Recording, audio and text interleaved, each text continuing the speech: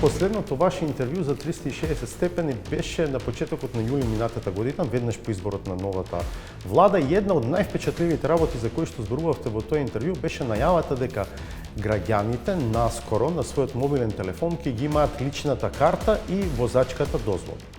Зошто не слушаме ништо за тоа во меѓувреме? На дигиталниот самит кој што го организираме ние оваа година Скопје на 1 и 2 октомври 2025, правам големи напори да ја промовирам тест верзијата или демо верзијата на апликацијата за првите корисници да можат да ја симнат на својот мобилен телефон и да ја искористат. Во ред ли е фирма на сопот на државната секретарка воопшто да аплицира на тендери, не да ги добива? И јас се соочувам со ситуација во која што добивате одлука, предлог одлука за склучување на договор. Јас тогаш прв пат дознавам дека определена компанија има сопственик кој што е во роднинска врска некаква со некого.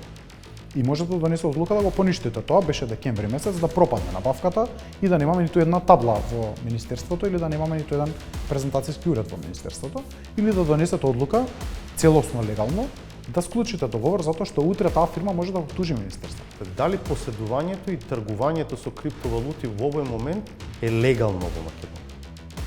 Добро прашање.